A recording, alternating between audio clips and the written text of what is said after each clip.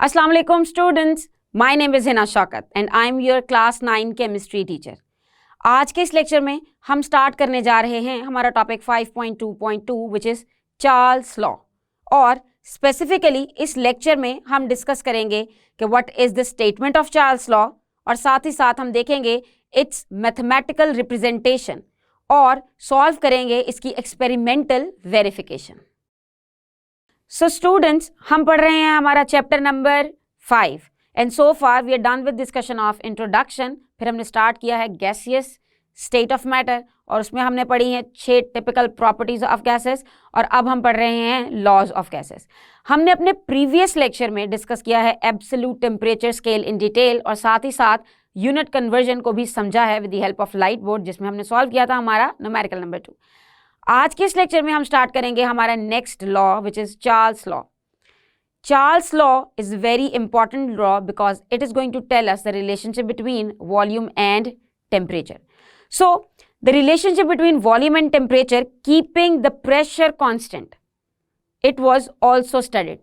पहले हमने क्या पढ़ा था? हमने Boyle's law पढ़ा था और Boyle's law में हमने पढ़ा था टेम्परेचर कांस्टेंट रख के वॉल्यूम और प्रेशर का रिलेशनशिप. और अब चार्ल्स लॉ में हम पढ़ने वाले हैं प्रेशर को कांस्टेंट रख के वॉल्यूम और टेम्परेचर का relation. There was a French scientist जिसका नाम था चार्ल्स और उसने 1787 में प्रेजेंट किया था अपना Charles law. And the statement of Charles law is the volume of a given mass of a gas is directly proportional to the absolute temperature if the pressure is kept constant.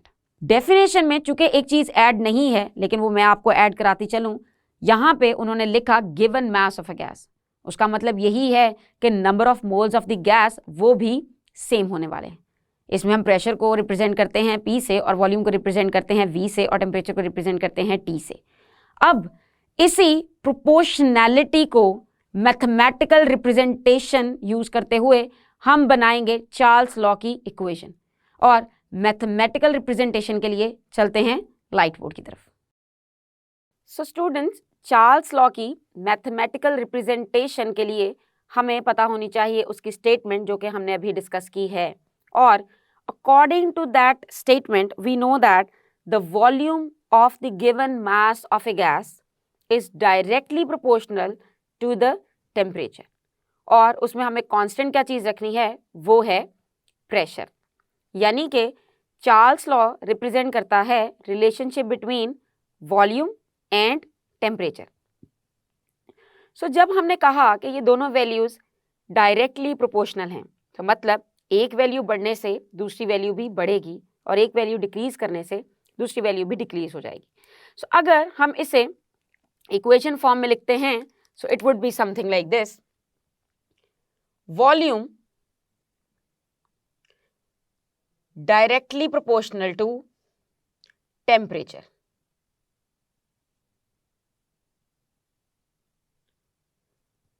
अगर हम दो चीज़ों को proportionality sign के एक तरफ और दूसरी तरफ लिखते हैं तो इसका मतलब है कि उसमें डायरेक्ट रिलेशन है. अगर आपको इनवर्स रिलेशन शो करना होता तो आप इस टेम्परेचर को 1 के नीचे लिखते. अब चूंकि ये दोनों वैल्यूज साइड बाय साइड लिखी हैं तो हम इस साइन को डायरेक्टली प्रोपोर्शनल का साइन पढ़ेंगे. अदरवाइज ये साइन सिर्फ और सिर्फ प्रोपोर्शनल साइन होता है, प्रोपोर्शनल टू. अब ये डिपेंड करता है कि अगर तो चीज़ें साइड बाय साइड लिखी हैं तो ये होगा डायरेक्ट प्रोपोर्शन और अगर कोई चीज़ 1 के डिनोमिनेटर में लिखी होगी सो इसका मतलब है कि ये होगा इन्वर्सली प्रोपोर्शनल. सो डायरेक्टली प्रोपोर्शनल मतलब वॉल्यूम बढ़ने से टेम्परेचर बढ़ेगा और वॉल्यूम कम होने से टेम्परेचर भी कम होगा. अब मैथमेटिकल रिप्रेजेंटेशन के लिए हमें लिखने हैं इन वर्ड्स की जगह इनके symbols. And we know that volume is represented by V, capital V, और टेम्परेचर को रिप्रेजेंट करते हैं T के साथ और वो होगा capital T. Small t time की रिप्रेजेंटेशन है इसलिए स्मॉल t यहाँ पे यूज नहीं होगा. ये एक मेजर मिस्टेक है जो कि स्टूडेंट से हो जाती है क्योंकि उन्हें लगता है कि t तो t ही है ना, कैपिटल लिखें या स्मॉल लिखें क्या फ़र्क पड़ेगा. लेकिन यहाँ फ़र्क पड़ेगा. Capital T represents temperature and small t is for time. So all the time over here you need to mention capital T. अभी भी ये इक्वेशन फॉर्म नहीं है मतलब हमें नहीं पता क्या चीज़ किसके इक्वल है। सो उसके लिए नेक्स्ट स्टेप में हमें करना पड़ता है प्रोपोर्शनैलिटी साइन रिमूव। और जब ये प्रोपोर्शनैलिटी साइन रिमूव किया जाता है तो इसकी जगह हमेशा दो चीज़ें आएंगी, एक तो इक्वल का साइन आएगा और दूसरा आएगा एक कांस्टेंट। सो अगर मैं इस प्रोपोर्शनैलिटी साइन को हटाऊंगी तो मेरी इक्वेशन बन जाएगी v इज इक्वल टू के टी, कुछ इस तरह से। अब इस इक्वेशन में जो k है it is called as constant, और अगर स्पेसिफिकली देखें तो it is called as proportionality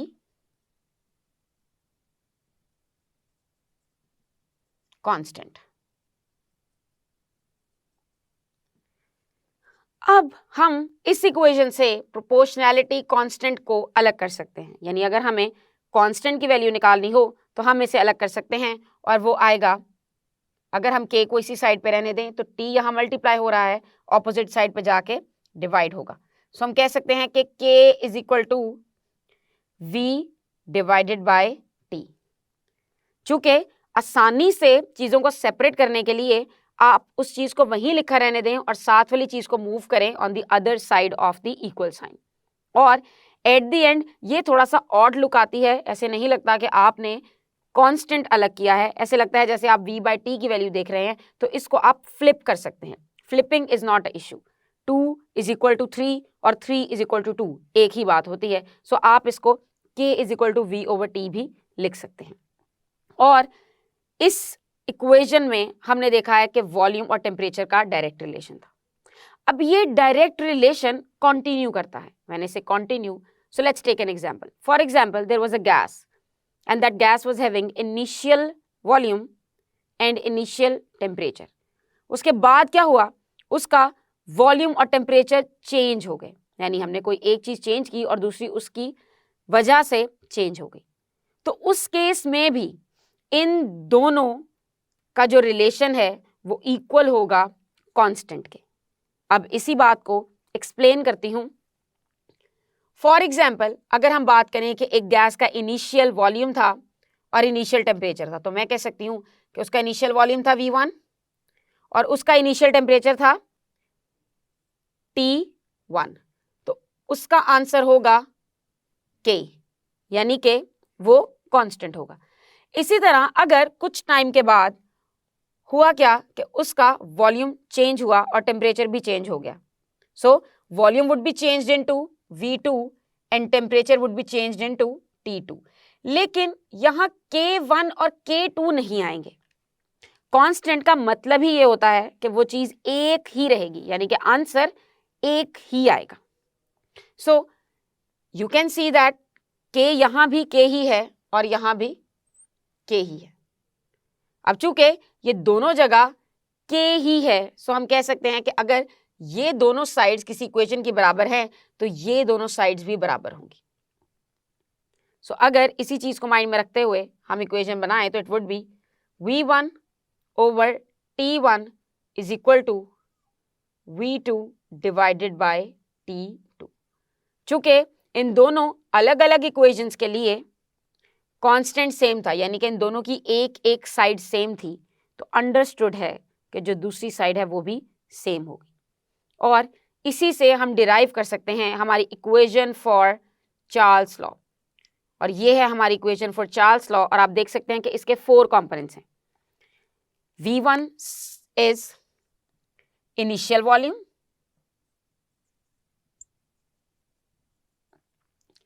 T1 is initial temperature,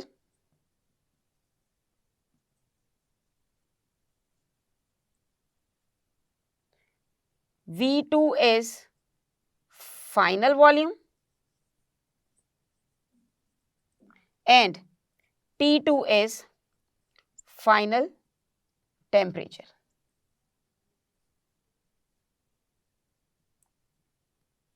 अब एक बात यहां याद रखनी है कि pressure is kept constant.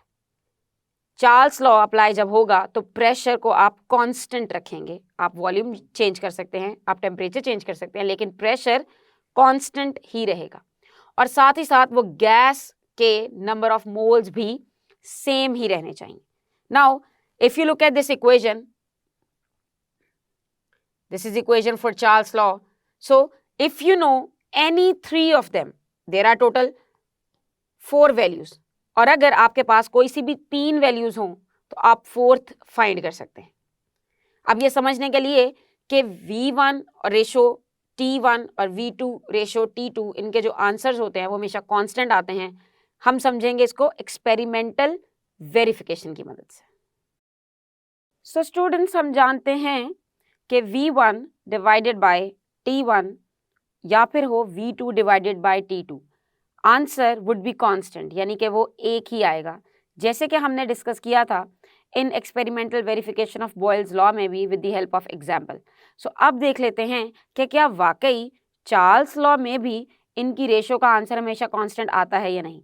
So in this case you can see that there is a gas enclosed in a container and here is a frictionless movable piston. This is a frictionless piston और piston movable होता है। So ये हम यहाँ पे piston use कर रहे हैं same over here, दोनों डायग्राम्स में ये एक frictionless movable piston है। और as you can see in both diagrams, this is representing the pressure and since in both diagrams this thing is same, so हमने क्या किया है, प्रेशर को रखा है constant। so ये हुआ constant pressure। अब ये दो चीजें आप अपने माइंड में रखेंगे कि हम constant pressure के ऊपर रिलेशन देखेंगे between volume and temperature।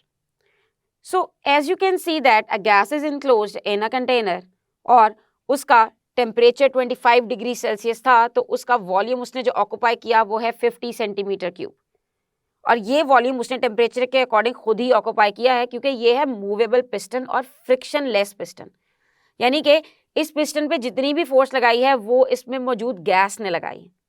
So gas जितना एक्सपैंड कर सकती थी according to its temperature 25 degree Celsius, उतना वो एक्सपैंड कर गई और उसने ऑक्यूपाई किया है वॉल्यूम 50 सेंटीमीटर क्यूब का। अब हुआ क्या, टेम्परेचर इज इंक्रीज्ड, पहले था 25 डिग्री सेल्सियस और अब आया 100 degree Celsius. So temperature increase करने से as we know that the kinetic energy of the particles increases, so होगा क्या, the gas is going to occupy more volume.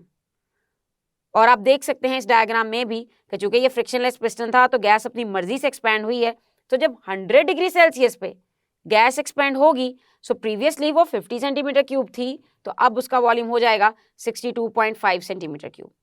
सो चलिए इसको प्रूव करते हैं कि क्या वाकई इनकी रेशियोज का आंसर इक्वल आता है या नहीं। सो स्टार्ट करते हैं इनिशियल के साथ। We know that the formula is V1 divided by T1 is equal to K। So चलिए देख लेते हैं, V1 है 50 और T1 है 25, सो K का आंसर आना चाहिए 2। सो यकीनन यहां पे भी आंसर 2 ही आना चाहिए। सो अभी देखते हैं, V2 divided by T2 is equal to K। अब V2 की वैल्यू है 62.5 और T2 की वैल्यू है 100, तो जो आंसर आएगा वो आया हमारे पास 0.625। तो क्या ये दो आंसर्स एक दूसरे के इक्वल हैं? Here the value of K is 2 और यहाँ आप देख सकते हैं कि वैल्यू है K की 0.625, लेकिन हम कह रहे हैं कि ये रेशो तो होती है कांस्टेंट। सो यकीनन किसी ना किसी पॉइंट पे थोड़ी सी मिस्टेक हो रही है।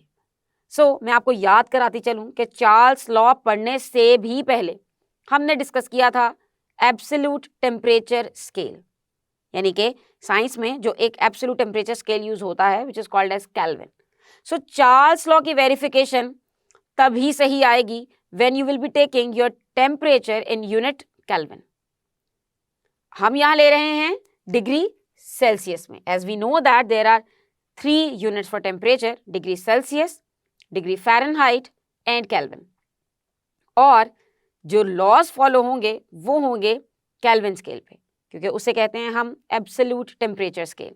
और ये हमने देखा था चार्ल्स लॉ की डेफिनेशन या फिर उसकी स्टेटमेंट के अंदर भी। अब हमें करना पड़ेगा कन्वर्ट और वो भी यूनिट को। यस, सो जल्दी से यूनिट कन्वर्ट कर लेते हैं और फिर देखते हैं कि क्या वाकई कांस्टेंट सेम आता है। So I am going to draw a line just to differentiate between our previous working and our new working. So नई working करते हैं for this thing. हमारे पास है 25 degree Celsius and we know that if we will add 273 into degree Celsius value, we are going to get a temperature in Kelvin.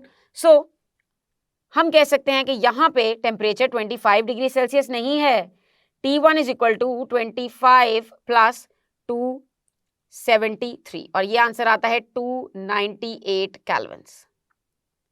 ये तो आया इसका temperature. सो अब हम क्या करेंगे, हमने जहां T1 की जगह 25 पुट किया था, we have to put our value 298। So जल्दी से पुट करते हैं और आंसर निकाल लेते हैं। K is equal to V1 over T1। So value लगाते हैं V1 की विच इज 50 और T1 की वैल्यू है 298। और अगर आप इन दोनों चीज़ों को डिवाइड करेंगे तो you will get your answer 0.167।